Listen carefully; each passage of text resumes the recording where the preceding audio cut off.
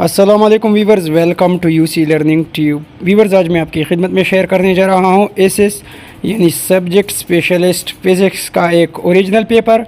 हमारे पास यहाँ पर ये फ़िज़िक्स के पेपर का पार्ट 2 है।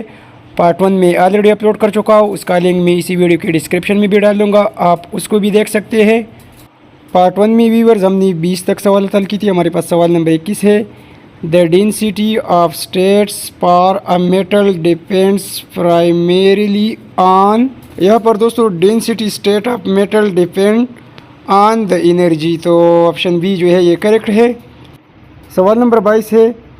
For an electronic state s is equal to 1 and I is equal to 1, the number of possible value of total angular momentum of an electron, और यहाँ पर मेरे अंदाजे के मुताबिक ऑप्शन सी करेक्ट है। लेकिन इसी एक क्वेश्चन को आप ज़रा ख़ुद भी कंफर्म कीजिए, क्योंकि इसी क्वेश्चन का मुझे 100% पता नहीं है। सवाल नंबर 23 है। A positive charge moving with a constant velocity v enter a region of a uniform magnetic field pointing out the page, what is the direction of the magnetic force on the charge to the bottom of the page, यह option C ठीक है। सवाल number 24 है। Which of the following is the correct relation between current density and magnetization, the correct relation between current density and magnetization is J is equal to curl of M, यहाँ पर option C correct है। सवाल number 25 है। The atomic diameter of a BCC crystal, यह इसका सवाल number 25 का correct option C है। सवाल नंबर 26 है। Data are store in a random access memory RAM during the, RAM में डेटा स्टोर होता है जब तक कंप्यूटर या मशीन जो है काम कर रहा हो, तो यहाँ पर करेक्ट ऑप्शन बी है, एनेबल अ फ्रीशन। सवाल नंबर 27 है। Over damping result in slower return to equilibrium, पहला ऑप्शन ठीक है। सवाल नंबर 28 है। During one oscillation phase of oscillation changes by, यह 2 पाई रॉड, तो ऑप्शन सी यहाँ करेक्ट है। सवाल नंबर 29 है। A radio transmission from an astronaut on the moon will be received how much later on the earth, the moon is 380 million metre from the earth, इसका correct option number B है, 0.25। सवाल number 30 है कि a sphere, a cube and a thin circular plate all made of the same material and having the same mass are initially heated to a temperature of 3000, which of these will cool fast, यहाँ पर सबसे ज़्यादा ठंडा जो है, सबसे पहले कौन सा ठंडा होगा, स्फीयर में, क्यूब में और सर्कुलर प्लेट में, तो यहाँ पर प्लेट ऑप्शन ठीक है, करेक्ट ऑप्शन सी है।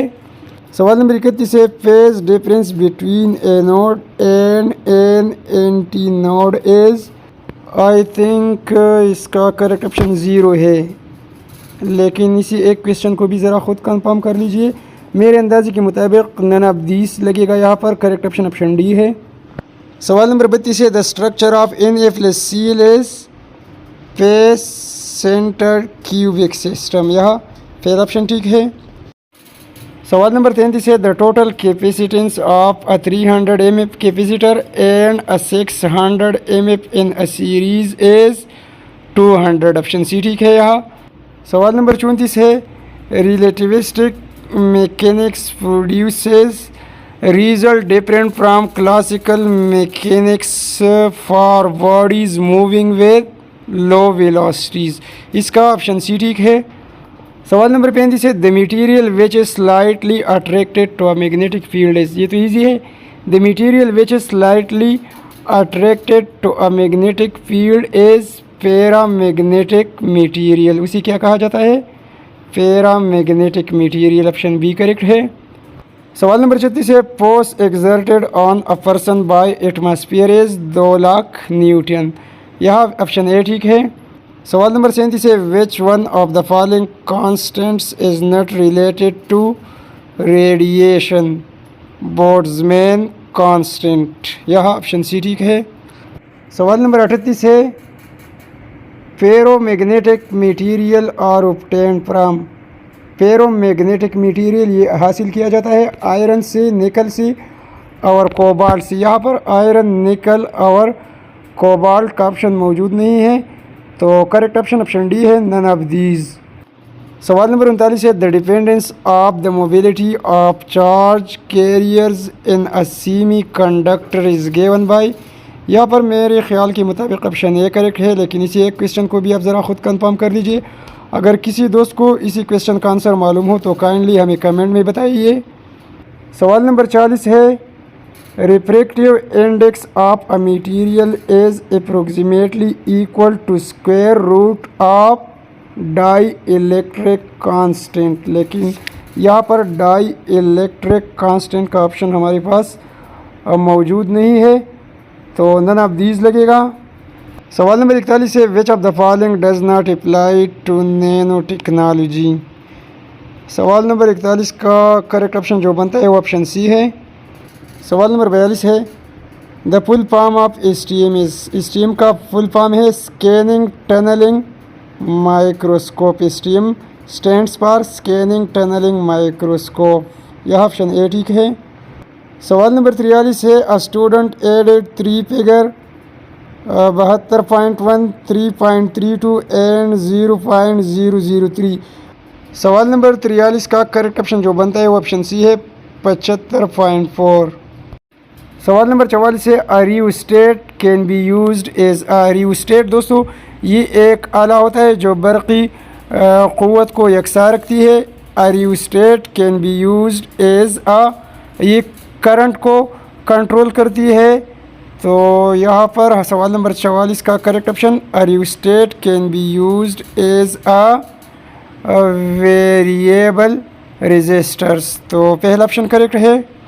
सवाल नंबर 45 है, the principle of transformer is. The principle of transformer is mutual induction. यह ऑप्शन बी ठीक है।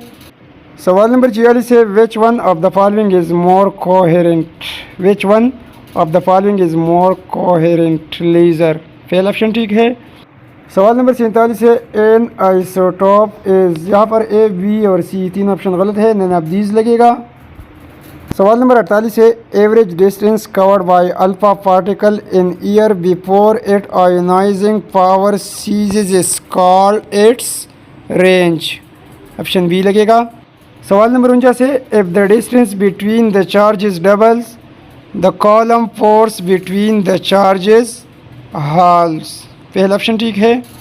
और हमारे पास दोस्तों एसएस फिज़िक्स की इसी पेपर का आखिरी सवाल, सवाल नंबर 50 है कि the range of the Coulomb force is. The range of the columns force is infinite. यहाँ पर ऑप्शन सी ठीक है। तो व्यूअर्स ये रहा सिंध पब्लिक सर्विस कमीशन के ज़रिए होने वाली एसएस फिज़िक्स के टेस्ट का दूसरा हिस्सा। इसी टेस्ट का पार्ट 1 में ऑलरेडी अपलोड कर चुका हूँ, उसका लिंक जो है इसी वीडियो के डिस्क्रिप्शन में मैंने दिया हुआ है, आप उसको भी वॉच कर सकते हैं। वीडियो को लाइक और शेयर करना न भूलिए। Thanks for watching.